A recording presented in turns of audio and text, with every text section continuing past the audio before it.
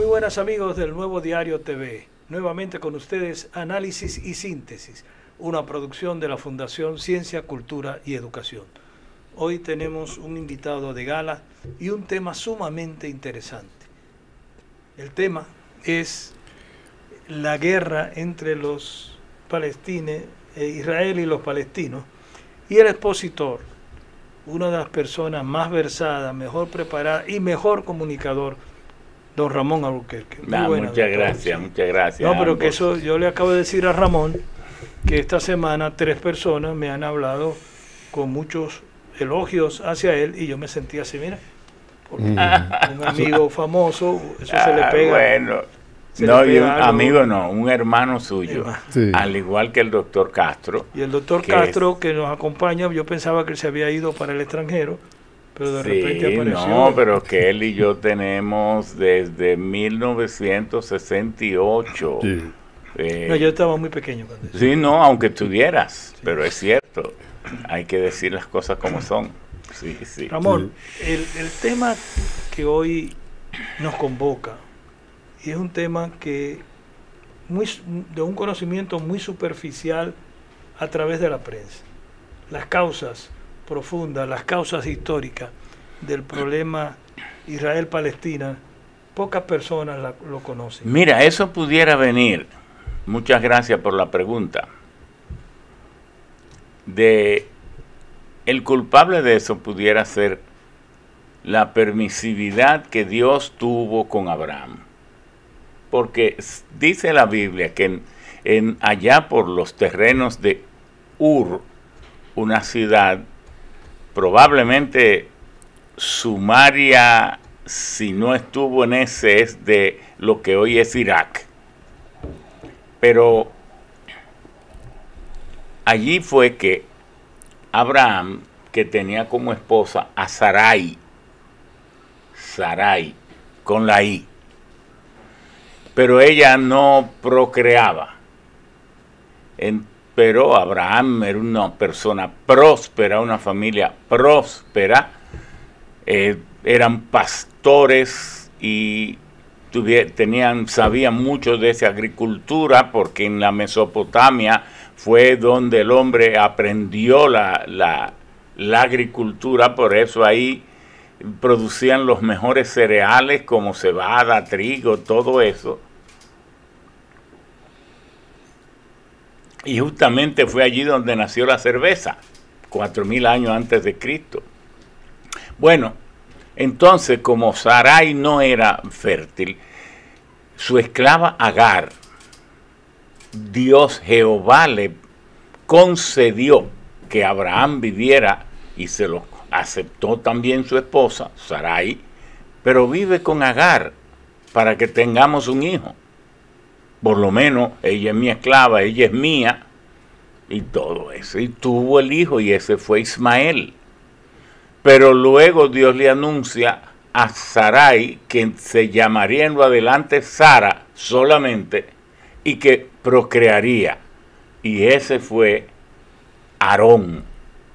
Entonces, Sara entró en celo y les montó una presión terrible a Abraham para hacer que él lanzara al desierto, despidiera de la casa a Agar con su hijo Ismael. Y lo hizo. Todo lo narra en la Biblia. Entonces, esos hijos de Ismael, los descendientes de Ismael, de ahí vienen los árabes.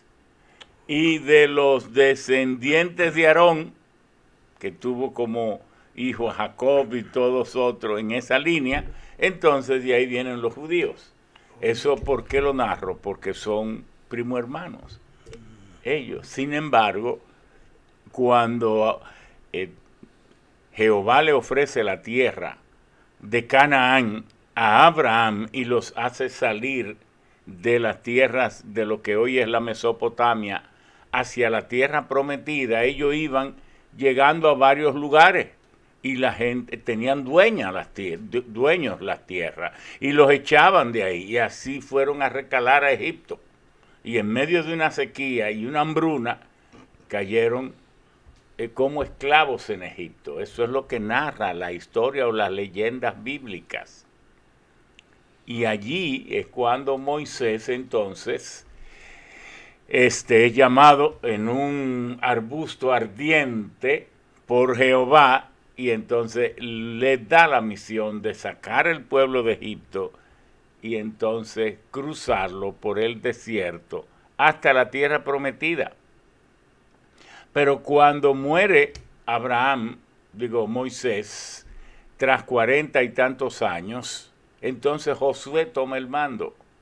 Pero Josué dice, pero yo nunca he hablado con Dios. Era Aarón el que hablaba con Dios, o Moisés, yo no tengo comunicación, pero déjame invocarlo. Entonces le da las instrucciones de que cruce 12 veces el Jordán, tantas como tribus había en el pueblo, y entonces que colocara 12 piedras en medio del Jordán, y luego que le dice, pero ¿dónde está la tierra? Y era Jericó. Le dice, pero esa es una ciudad con su muralla y con sus predios y sus animales y su pueblo. ¿Cómo yo voy a tomarla? Sí, pero entonces tú vas a ir con el arca de alianza y vas a ir también con todos los plañideros, con trompetas, y van a pasar 7 veces rodeando a Jericó para que las murallas caigan, y entonces ustedes van a eliminar ahí, a quemar con fuego todos los seres vivos, animales y personas. De manera que esa historia del pueblo de Israel, yo a veces no me explico cómo la gente lee la Biblia en la parte del Antiguo Testamento, pero no lo asocia con no lo asocian, creen que eso es una leyenda. Esa matanza, esas miles de guerras eran contra seres humanos, y si usted acaso tiene sensibilidad con los seres humanos, usted no puede leer eso indiferente. Es un libro de guerra, porque tenían entonces a un Dios que ellos mismos habían creado para ellos, que lo protegiera y les hiciera triunfar en las guerras. Y tenían un arca de alianza que era un instrumento mágico religioso poderoso. Y entonces por eso es que uno dice, bueno, que cada uno tenga su fe. Porque eso mismo, esa herencia, las tiene el cristianismo. El cristianismo valida todo eso. Y esa es la historia de bienestar y de amor a la humanidad. Quemar los pueblos y quemarle los animales solo porque no eres tú. Solo porque no eres tú. Y que la sociedad y que tengamos un occidente fundamentado en esas leyendas, porque las leyendas judeo-cristianas son casi hasta islámicas. Son muchas de las cosas del judaísmo y del cristianismo que también valida el islam.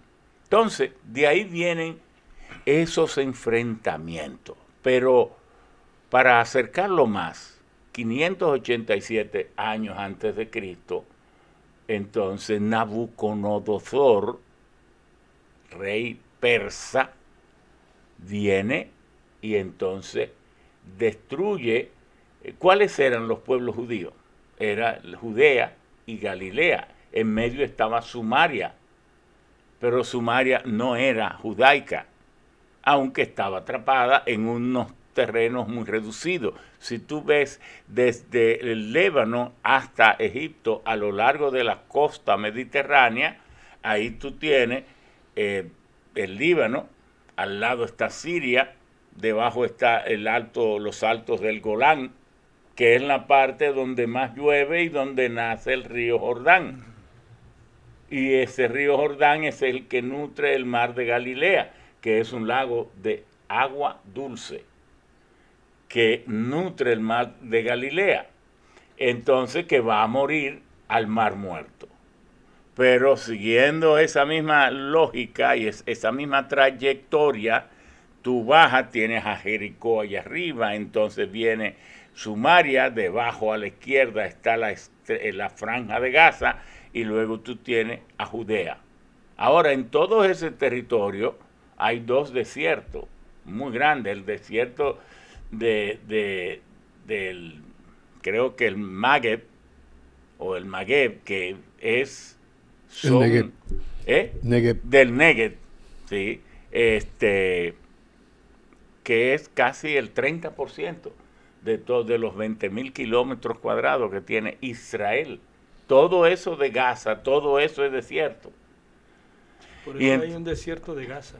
Claro, el desierto de Gaza, y entonces encima de Sumaria hay otro desierto de Galilea, que es otra parte tremendamente árida. Sin embargo, el valle de Galilea, ambas riberas del río Jordán, es la tierra más productiva del mundo entero.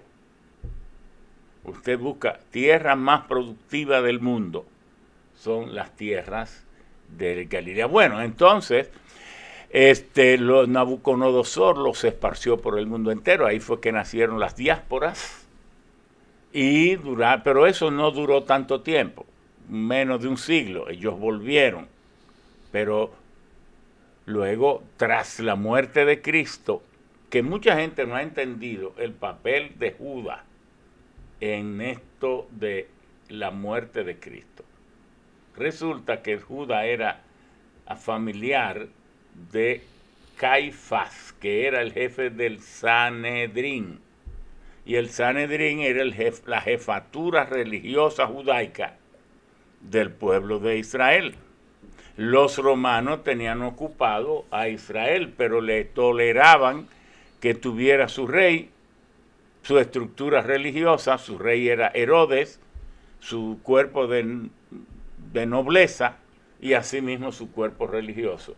El emperador, el imperio romano, no le suprimió su religión, se la aceptó, ni tampoco le suprimió su mando, su liderazgo.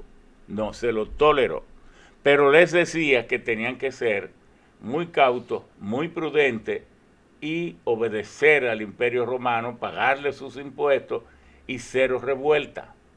Cuando viene Cristo era un tiempo de mucha revuelta. Uno de los más notables era Barrabás, de los rebeldes, de los guerrilleros, de los que estaban conspirando y sobre todo hay que estudiar a Jerusalén. Jerusalén tiene 5 barrios que ni ahora las autoridades lo penetran mucho. Y en ese entonces esos barrios eran impenetrables para las autoridades, y ahí era donde mataban cada vez que intentaban penetrar los pretores, los guardias romanos. Entonces los romanos ya estaban preocupados, y en eso aparece también Cristo, que entra a Jerusalén con miles de personas que lo ovacionan diciendo que es el rey. Entonces lo llaman y le dicen, pero ven acá, más conspiraciones, más rebeldes, más líderes, más rebeldía, más guerrilla. Le dice Pilato a Caifás, mira, aclara esto, porque nosotros no queremos actuar contra ustedes suprimiéndole las libertades que le hemos permitido. Entonces Caifás, preocupado, reúne el Sanedrín. ¿Y cómo sabemos quién es? Porque los apóstoles y Cristo se movían de manera clandestina y tenían su estructura y tenían su encargado de la finanza, y el encargado de las finanzas era Judas. Aunque entre Pedro y Pablo se manejaban bien, pero habían sus tiranteses, y entonces Pablo quería que fuera Mateo el encargado de las finanzas, porque para tú tener 13 hombres, pero rodeado a lo mejor de 20 o 30 más, moviéndose sin trabajar por un pueblo y todo, no siempre Cristo estaba multiplicando la comida. No, la mayor parte de las veces comían comida comprada, y la ropa tenían que comprarla, y todo eso tenían que comprarlo, y para moverse eran gastos. Entonces, Caifás sabía que Judas quería un caballo de esos árabes muy finos que costaba 30 monedas. Entonces le dijo, te voy a dar 30 monedas para que nos lleves donde ellos están y nos diga cuál es, porque antes casi nadie se afeitaba y más o menos muchos tenían la misma edad y no querían agarrar al que no fuera. Entonces esa es la cuestión ahí, ese es el rol de él. No era porque qué derecho tenía él a venderlo, porque tú podías vender un esclavo, pero no un amigo. Tú no puedes, mira, te vendo a mi amigo. No, eso nunca existió así. A él le pagaron para que fuera y le dijera quién era y lo llevara sobre todo dónde estaban, porque ellos se manejaban clandestinamente para que él pudiera cumplir su ministerio. Bueno, así entonces, en él murió Cristo, sabemos ya todo eso, y en el año 70, entonces parece que las cosas llegaron a su extremo en tiempo de Vespasiano y de su hijo Tito. Entonces Tito fue el que marchó destruyó el templo del que quedan solo el muro de las lamentaciones y algunas fortificaciones subterráneas, porque eso era un super templo, como si fueran 10 pisos, entre los pisos subterráneos y los emergentes. Bueno, y entonces, ¿qué resultó de allí? Otra vez un esparcimiento, un ostracismo, una expulsión del pueblo de Israel por revoltoso según los romanos, y entonces una destrucción del templo para borrar ese foco de rebeldía que siempre fueron los judíos. Bueno, y hasta 1948, usted le resta a 48, 70, 27, déjame ver si a 48 tú le quitas 27, queda 21. Hasta 1821, bueno, en 1821 años, 1921 años duraron los judíos fuera de su tierra. Dispersos.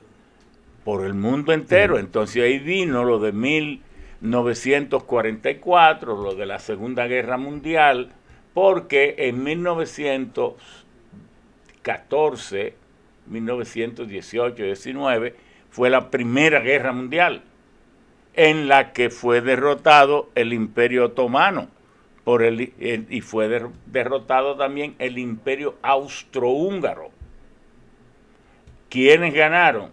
Rusia, Gran Bretaña, Francia, Japón, que estaba del lado en la Primera Guerra Mundial con Occidente, Italia, que estaba del lado, estaba en contra de Alemania y estaba en contra de Austria y todos los otros, y el Imperio Otomano.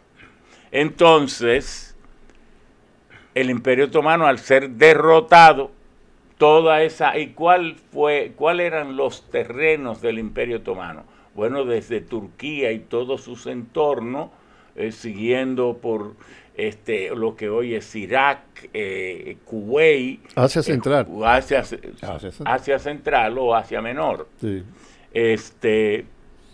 Jordania, Siria, Líbano, y entonces lo que hoy es Israel y parte de Egipto. Eso era el Imperio Otomano. Fue derrotado y entonces una gran parte del Imperio Otomano quedó bajo la administración del Imperio Británico, y lo estuvo hasta 1948.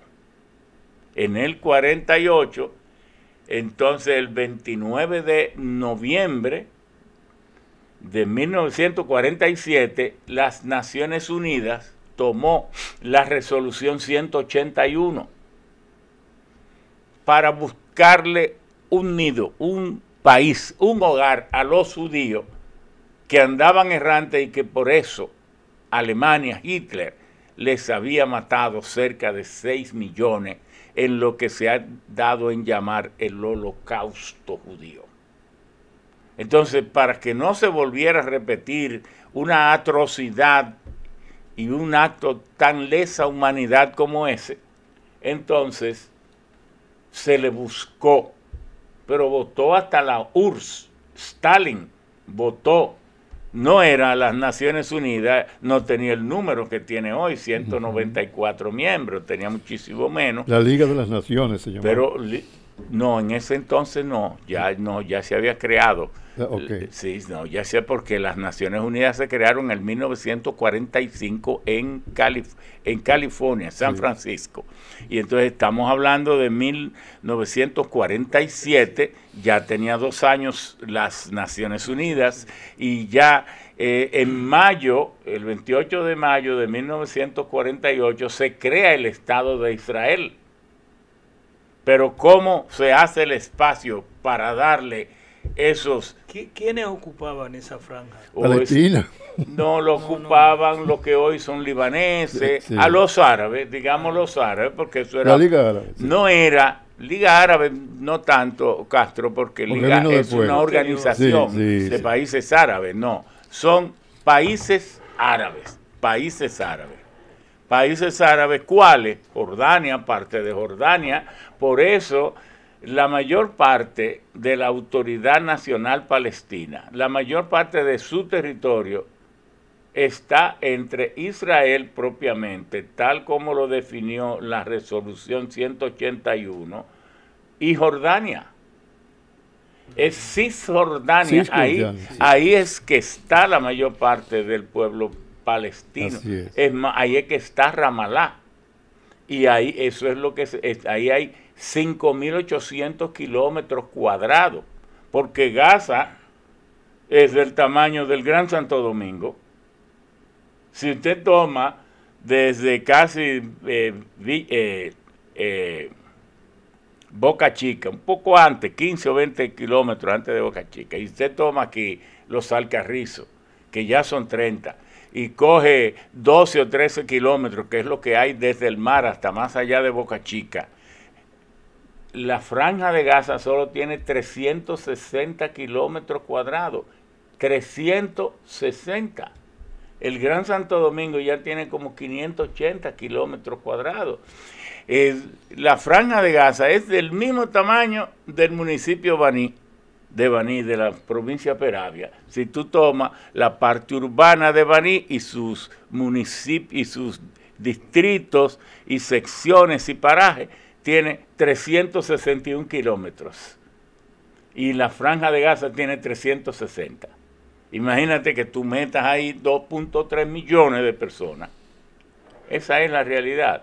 Entonces, tan pronto se instaló el 28 de mayo de 1948, el pueblo de Israel, cuando David Ben Gurión y otros grandes israelíes y líderes, inmediatamente Egipto y 5 naciones más, los 6, lanzaron la guerra. Inmediatamente, entonces ahí eso modificó la actitud de Estados Unidos, de Gran Bretaña, frente a la resolución 181, porque la resolución 181 contemplaba la creación de 2 estados, el Estado palestino y el Estado de Israel. Ninguno habían existido, porque nunca existió un gobierno palestino, un Estado palestino, nunca había existido. Ha dicho una verdad como una casa. Claro, tampoco había existido un Estado, modernamente un Estado judío. Ninguno existía, los dos fueron creados por esa resolución. Pero ante el ataque de los árabes, 6 naciones que se oponían, siempre se opusieron a la resolución, pero la resolución obtuvo mayoría, no con los votos de Alemania ni de los turcos, porque hay una serie de cositas. Te oye a Irán defendiendo los países árabes, defendiendo a todos ellos, pero Irán no es árabe. Son persas. Ellos son persas, porque hablan persa. Es una etnia distinta. Sí, pero persas. Te oye a los turcos también defendiéndolo, pero los turcos tampoco son árabes. No. Ahora eso necesita ser aclarado aquí. Sí. No, y el objetivo de que usted venga hoy aquí es ese. Una persona que tenga la capacidad no solo el conocimiento, sino la capacidad de análisis y la capacidad de exposición. Bueno, pues muchas gracias. No, eso hay que reconocerlo, no Sí, es ningún sí. elogio fatuo, sino que es una realidad. Sí. Esta descripción que usted ha hecho histórica nos ilumina, nos Claro. ayuda a entender Entonces, cosas. el otro problema entre los turcos y los árabes, que aquí, no en todos los países, pero en América Central y aquí, sí le llamamos turco a los árabes y a sí. los árabes turcos. Sí, Y creemos que son la misma cosa. Y no es cierto. Lo que pasa es que Turquía era el centro del Imperio Otomano. Sí, por ahí era que pasaba. Entonces, pero sí existían todos esos países que algunos son antiquísimos, con distintos nombres. De Siria, Líbano, Jordania, Irak, Kuwait, todos esos pueblos siempre han existido. Los turcos, los kurdos, los drusos, porque uno cree de que hay 3 tipos de religiones en el mundo. El mundo tiene 4.700 religiones, pero solo 8 controlan el 88% de la gente de fe, de los que creen en cuestiones teológicas. Pero las religiones se pueden clasificar de muchas maneras, pero una de ellas es en 3: revelacionistas, humanas y naturistas. ¿Cuáles son las humanas? El budismo, por ejemplo, es humano porque no tiene Dios. no tiene Dios. No fue creado con la idea de que estuviese presidido por un Dios. Para los que hemos nacido en sociedades que nunca se plantean nada, sino que tienen una fe así obtusa y se zabullen en ella y se sumergen en esa fe, que ojalá que todo el resto del mundo se acabara para ellos solo vivir con esa fe en un acto irracional de estupidez profunda, porque lo más precioso que tiene el ser humano es su raciocinio. Si usted renuncia a él, usted se está animalizando. Pero bueno, 457 años antes de Cristo, Siddhartha Gautama Buda empezó a buscar, a controlar sus propias emociones, sus propias voluntades, sus propios instintos, a fin de dominarlos plenamente, alcanzar el estado de iluminación perfecta, incluso a poder sostenerse en el aire, levitar.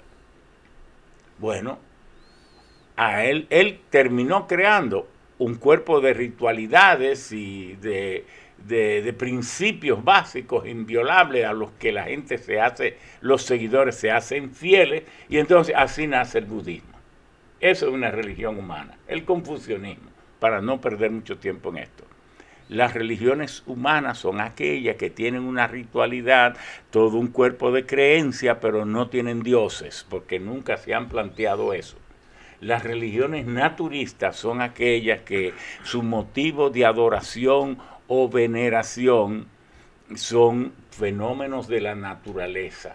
El shintoísmo, el taoísmo, el monte Fuji allá en Japón, incluso la floración de los cerezos, el murmullo de tantas cosas.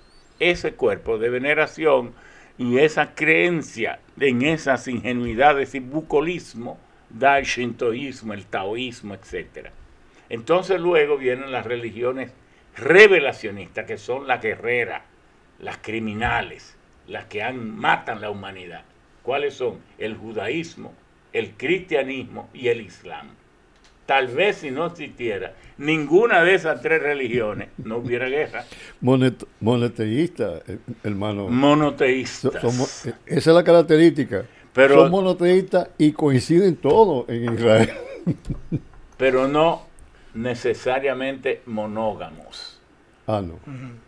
Porque si bien el judaísmo lo es últimamente, que es monógamo, pero el islam no. Incluso el Corán dice tantas mujeres como pueda tener un hombre. Y entonces en el cristianismo todos vivimos mintiendo. Entonces, bueno, ya usted sabe. Esas tres religiones, el judaísmo, ¿por qué se le llama revelacionista? Porque nace en su fundamento, es una revelación. Eso de que Jehová, Yahvé o Adonai, como usted quiera decirle, le instruyera a Abraham, eso es una revelación. Nunca hubo testigo, pero Abraham tuvo la suerte de que le creyeron, sin testigos.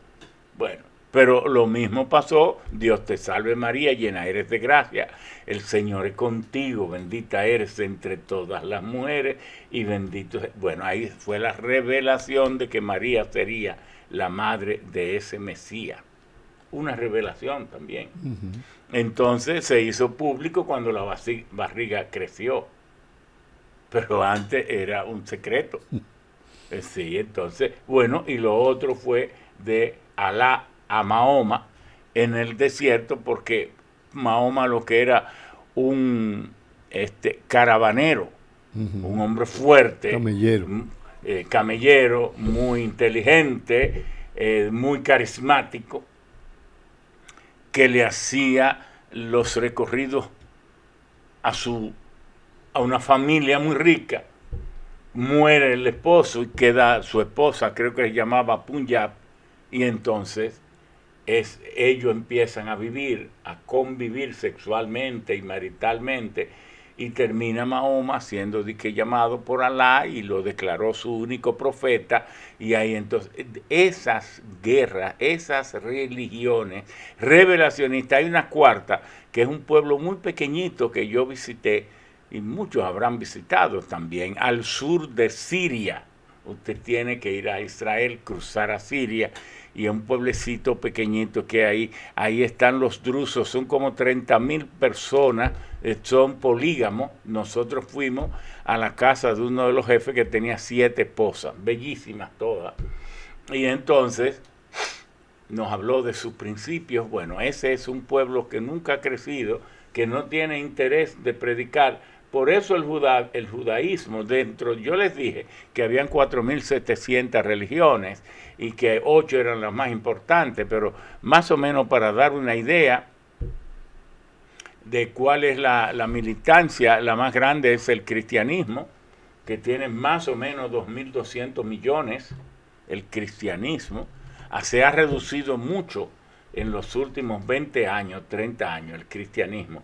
Esto de la pederastría, esto de los grandes escándalos en la Iglesia Católica y tanto como las iglesias evangélicas, eso le ha dado muy duro y han perdido como 200 millones de militantes, pero andarán por los 2.000 millones de los 8.000 millones que somos en la humanidad. Entonces está luego el Islam. Los musulmanes son como cerca de 2.000 millones ya, se están más o menos igualando al cristianismo, sumado catolicismo cristiano. Bueno, entonces luego viene el hinduismo, que es la más antigua de todas las religiones, la religión que no tiene origen ni tiene fundador, pero tiene más de tal vez 300 millones de dioses. 300 millones de dioses. Bueno, ellos tienen un concepto muy distinto. Entonces ellos tienen un dios que es Abraham, no Abraham, sino Abraham, que es el que creó el universo. Entonces tú tienes a Niba o Shiva, que es el que lo sostiene, y otro que lo va a destruir. Tienen una cosmogonía, un mundo teológico muy amplio. Entonces, luego tú tienes el budismo, que anda por los 800, 900 millones. Entonces, después de eso pudiera tener el shintoísmo, taoísmo, etcétera. Y dentro de la misma India hay otras religiones que tienen, pero el judaísmo tal vez llegue a unos 60, 80 millones, nada más. Pero ¿por qué son tan pocos? porque a ellos no les interesa predicar, porque los judíos crearon ese Dios para ellos. Y esa era la contradicción con Cristo. Cristo, al ver y escuchar, pero si la salvación es tan buena, ¿por qué no se la ofrecemos a todo el mundo si cree en nosotros? Entonces de ahí es que él viene, que todo el mundo será salvo si cree en él. Los gentiles, sí. Entonces, en cambio, usted nunca ha visto a un judío predicando en ningún sitio, ni lo invitan tampoco a su iglesia.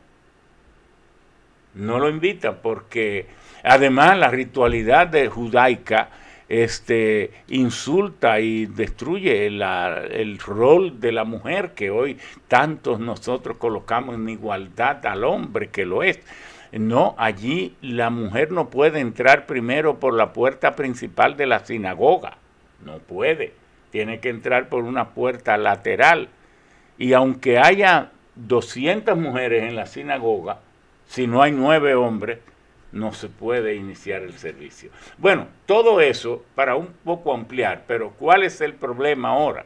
El problema es que después de haberse abierto paso, la situación es que se estableció como quiera el pueblo de Israel, allí a balazo limpio, a tanquetazo, a aviones. Israel fue asistido por Francia, Estados Unidos, por Gran Bretaña y todo, con unos armamentos ultramodernos, los más modernos del momento, bueno, y pudo vencer a los, además de los aguerridos que sean, pudo vencer a los árabes.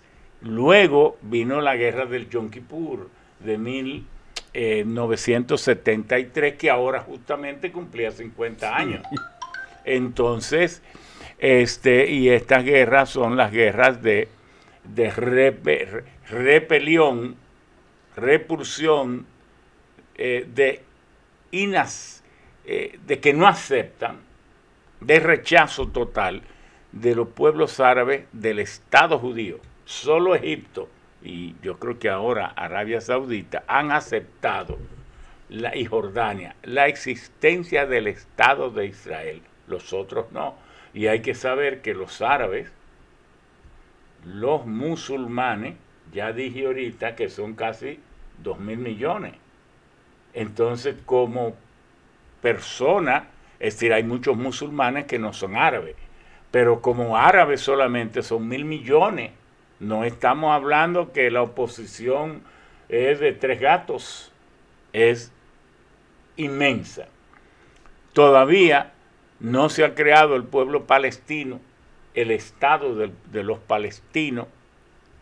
Todavía muchos, eran 600 y tantos mil los que fueron a vivir a casa de campaña, a campos de refugiados en Jordania, en parte en el Líbano, parte dentro del propio estado vecino al Estado de Israel, que son 20.000 kilómetros cuadrados solamente. Siria al norte. Y Siria al norte, Líbano al norte, Egipto al sur, al oeste está Jordania. ¿Cómo todos esos países no han podido doblegar a Israel? Pero usted no ve que Estados Unidos ahora que le está dirigiendo con dron las operaciones. Porque que no es Israel. Hay que saber que los judíos son el 0.002% de la humanidad, sí, pero dominan el 40% de la economía del mundo. Eso quería hacer. De las fábricas de armas, el 70% son judías. De armamento, de los tipos de armamentos más mortales, más terribles del mundo. Pero ¿quiénes son? Pero ¿quién domina el dólar? Es otra historia que un día pudimos hacer aquí, cómo se creó the Federal Reserve System, el sistema de la Reserva Federal, en 1913, desde aquella reunión de Jekyll Island en Georgia, cómo fraguaron la creación, no del dólar, sino de la Reserva Federal, porque el dólar lo creó en 1532, la gente no sabía eso, lo que creó Carlos V cuando era rey del imperio, ¿verdad? Y entonces, como vio, él había creado el Joachim Dolarum para lo que entonces se conocía como Bohemia, que era Eslovaquia, Checoslovaquia, Austria, una serie de países, y había tenido mucha prosperidad. Y entonces cuando se descubren las grandes minas de la Nueva España, que hoy es México, entonces con esas minas de plata dijo, déjame crearle todo esto porque era todo el nuevo mundo. Entonces le crea el Dolarum también, que entonces como no podía decir la gente en español Dolarum, le pusieron dólar. Entonces cuando nace Estados Unidos, la moneda que circula es el dólar. Pero en el Nuevo Mundo, no inglés. En México y todo esto, que todavía no se llamaba México en sí, porque eran posesiones españolas. Sí. Entonces, esas 13 colonias de Estados Unidos que nacen eran solo 13, solo tenían 842,000 kilómetros cuadrados, menos de 1 millón de habitantes, eran débiles relativamente, pudieron independizarse y formar los Estados Unidos de América por la ayuda francesa. Y fue tan grande la ayuda que Francia le dio, que entonces a Francia, el mismo año en que se inaugura el presidente George Washington, en el 1789, estalla la Revolución Francesa.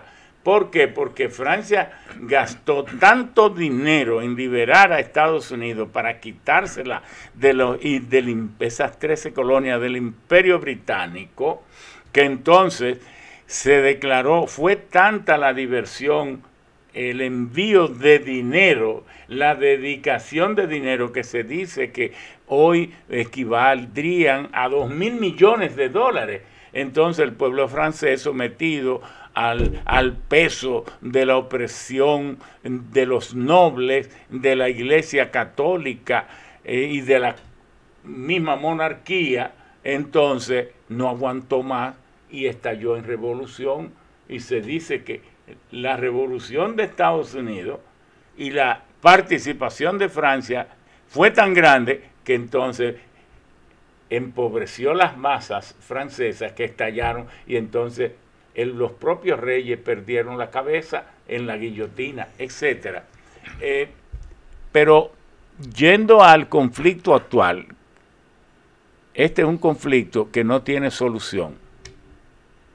Podrá tener una conciliación, una concertación, una tranquilidad, tiempo de remanso, de algún entendimiento pasajero, pero ese conflicto en el Medio Oriente no tiene solución, porque es un conflicto religioso profundo, es una contradicción fundamental entre las 3 religiones guerreristas del mundo, que son las religiones revelacionistas.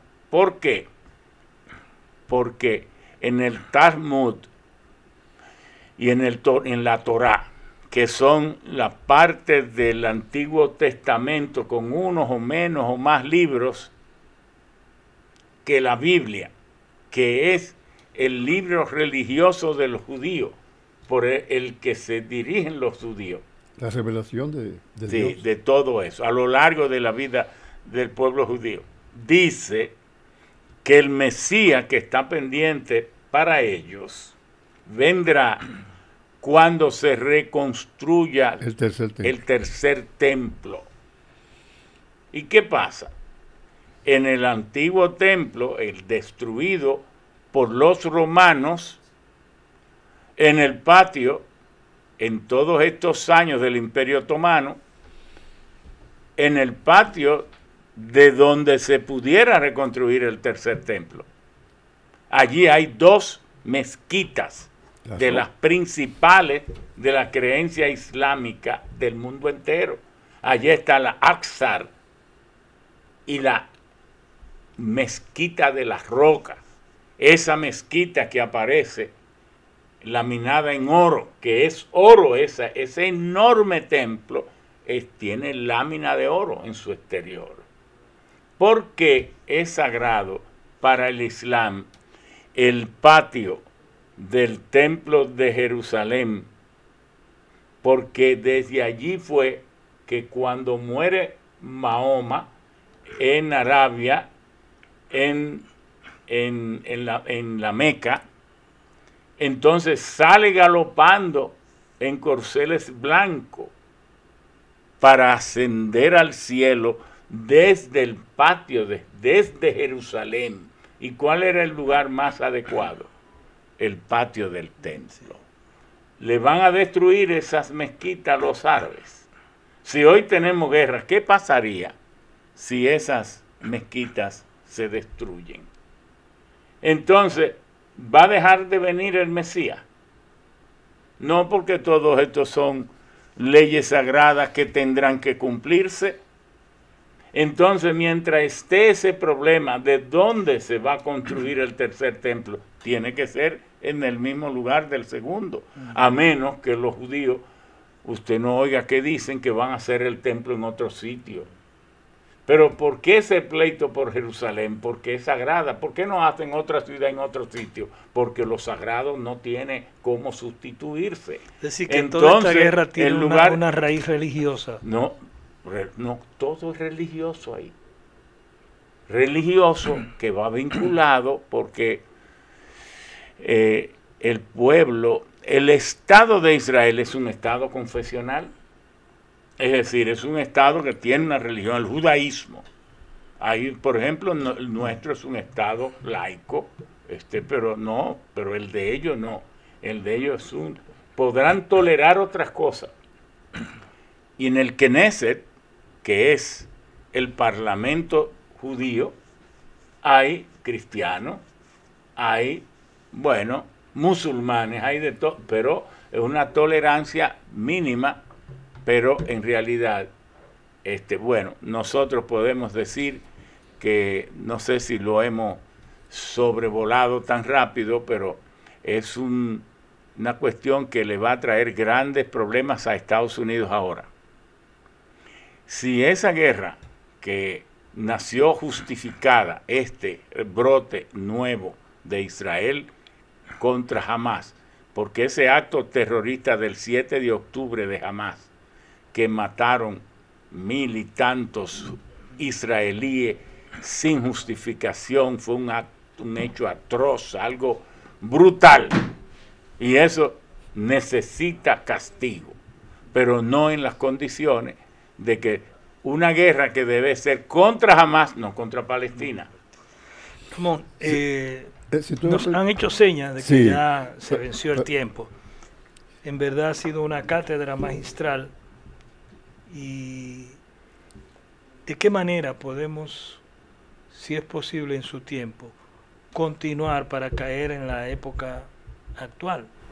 Es decir, no quedarnos aquí, sino... Sí, porque ahora viene una guerra de largo aliento, de una situación muy compleja, porque es que en esos 360 kilómetros cuadrados de la franja de Gaza, Hamás, y no es solo Hamás, ahí hay 22 partiditos políticos. Si tú me permites rápidamente, claro. Cisjordania va a jugar un papel fundamental. Y tú dijiste algo que quizás... No, porque es que la Gaza, oigan lo que yo soy amigo de Mahmoud Abbas. Sí, señor. Sí. Pero eso lo vamos a dejar somos amigos, él es el presidente de la Autoridad Nacional Palestina. ¿Usted cree que podemos el próximo sábado continuar? No, el próximo sábado no, porque parto para... Entonces vamos para Estados Unidos. A buscar... Sí, después de ese el otro venimos. Claro. Porque esto hay que continuarlo. Sí, agradecemos a Ramón Alburquerque su participación en análisis y síntesis en el Nuevo Diario TV. El tiempo ha llegado y los programas que vienen me han amenazado con palearme. Es una cuestión de espacio vital. Muchas gracias. Hasta el próximo sábado. Agradecemos su participación.